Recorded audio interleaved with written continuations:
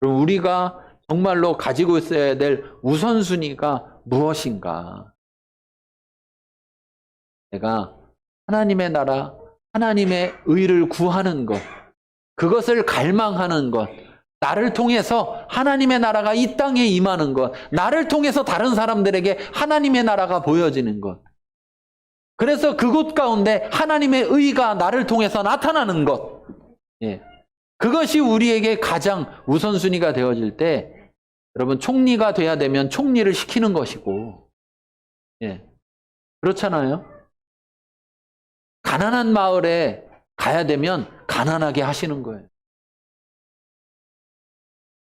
다 총리가 돼야 되는 거 아니에요.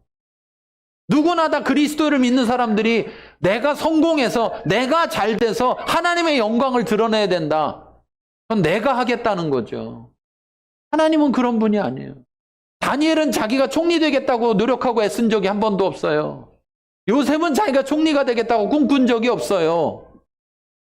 하나님이 그렇게 필요할 때 그렇게 하신 것이고, 오히려 예수님은 누굴 찾아갔습니까?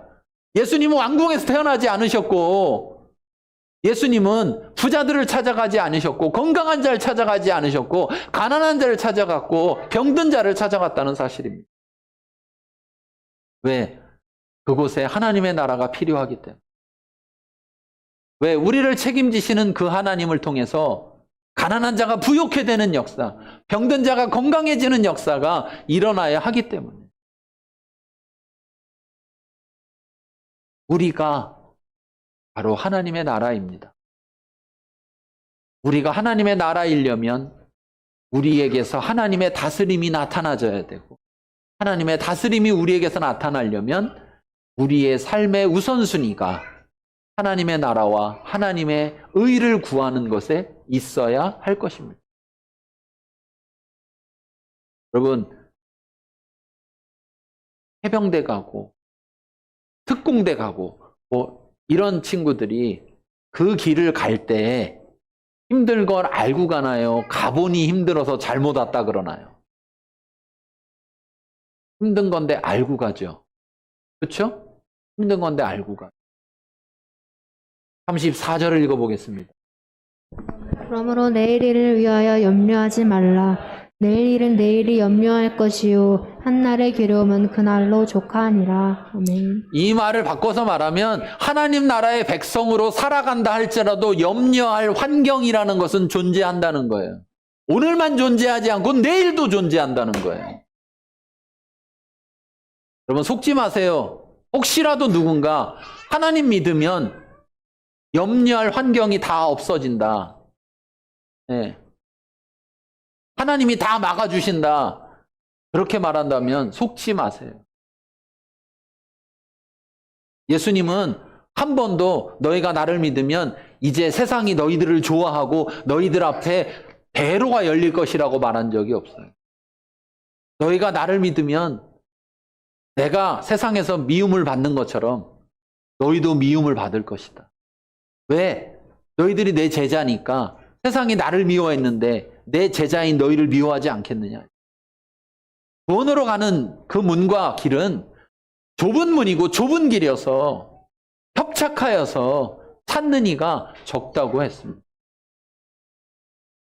하나님 나라의 백성으로 하나님의 우선순위를 따라 살아간다 할지라도 여러분, 여전히 우리의 삶에는 염려해야 될 일들이 오늘에도 있고 내일에도 있는 것이에요.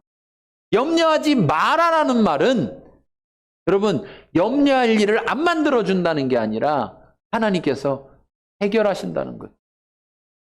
하나님께서 해결하신다. 그러나 여전히 우리 눈에는 뭐가 있다는 거예요? 염려할 일들이 보여진다는 거죠. 근데 그것이 보여질 때 뭘 추구할 거냐는.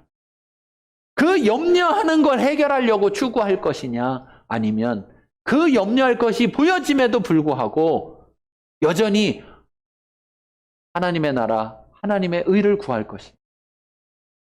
그럼에도 불구하고 네가 먼저 그의 나라와 그의 의를 구하면, 그리하면 내가 너희에게 이 모든 것, 네가 염려하는 그 염려의 환경들 속에서도 내가 살아가게 할 것이다. 형통케 할 것이다. 그 막힘을 뚫고 가게 할 것이고 피해 가게 할 것이고, 그러나 그것이 여러분 우리에게 부자로 살아가게 해준다는 말이 아니에요. 부요하게 살아가게 한다는. 여러분, 부자로 살아가는 것과 부요하게 사는 건 전혀 다른 얘기예요. 부요하게 살아가는 거는요, 여러분, 나누고 줄 수 있는 것이 부요하게 사는 거예요. 부자로 살아가는 건요, 움켜잡는 거예요. 그런데 움켜잡는 자는 하늘나라 들어가기가 얼마나 어려운지 낙타가 바늘길을 통과하는 것보다 어려운 거예요. 그런데 하나님은 우리에게 주셔서 작은 것 하나라도 나누는 자가 될 때 그가 하나님의 부요를 나타내는 자고, 그것이 하나님을 빚지게 하는 것이고, 그것이 하나님이 기억하게 하시는 거예요. 그러므로 우리가 부요해야만 하나님 나라를, 성공해야만 하나님 나라를, 권력을 가져야만 하나님 나라를 보여줄 수 있는 것이 아니고, 우리가 어느 자리에 있든지 그 자리에서 하나님의 나라와 하나님의 의를 구할 때, 그때에 우리를 통해 어느 곳에서든지 하나님의 나라가 임하고 하나님의 나라가 보여지는 것입니다. 그래서 그때에 사람들이 하나님의 나라로 나오게 되는 거예요. 그때 하나님을 찾게 되는 거예요. 말씀 보겠습니다. 같이 읽겠습니다. 하나님의 나라 백성이 먼저 하나님의 나라와 하나님의 의를 구하는 우선순위의 삶을 살 때 하나님의 나라가 임하게 된다. 그럼 우리 결단해야 됩니다. 어떤 결단해야 되느냐? 내 앞에 많은 문제와 내 삶에 많은 어려움이 있을 때 난 먼저 무엇을 구할 것인가? 해병대 가고 특공대 가는 친구들이 이미 거기를 선택할 때 그들 앞에 있을 고난들을 다 알고 그 고난을 걸어가겠다고 선택하는 거예요. 하나님 나라 백성되라고 사탕발림으로 이것만 선택하면 이제 모든 것이 해결된다고 그렇게 말하는 게 아니에요. 하나님 나라의 백성으로 살아가는 건 세상 가운데 오늘도 염려할 것이, 내일도 염려할 것이 존재하는 삶입니다. 그러나 그 염려를 내가 해결하고 사는 삶이 아니라, 세상은 자기가 해결해야 되지만 하나님 나라의 백성은 하나님으로 인하여서 살아가는 백성이 되는 것입니다. 어쩌면 세상보다, 세상에서 세상을 추구하는 사람들보다 더 어려운 선택을 해야 될 수 있습니다. 왜? 하나님 나라의 우선순위가 거기에 있기 때문에. 그럼에도 불구하고 내가 하나님 나라의 백성이라면 나는 그 삶을 살기로 선택해야 되는 것입니다. 그 삶을 살기로 선택하고 결정하지 않기 때문에 하나님 나라의 백성이 하나님 나라의 백성으로 살아가지 못하고, 그렇기 때문에 하나님의 나라가 임하지 못하게 되고 하나님의 나라가 세상에 보여지지 않고 있는 것입니다. 숫자의 문제가 아닙니다. 많은 사람이 믿어야 그런 일이 벌어지는 것이 아닙니다.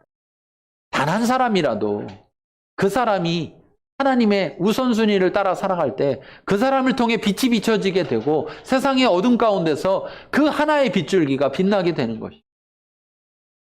이 시간 우리 같이 하나님 앞에서 내 마음을 결정하고 결단하고 결심할 수 있기를 바랍니다. 내가 하나님 나라의 백성으로서 어떤 상황 속에서도 가장 우선순위를 두며 구할 것이 하나님의 나라와 하나님의 의인데 나는 어떻게 할 것인가? 내가 그렇게 할 것인가? 그렇게 하지 않을 것인가? 이 시간 하나님 앞에서 결심하고 결단할 수 있기 바랍니다. 기도하겠습니다. 그렇습니다.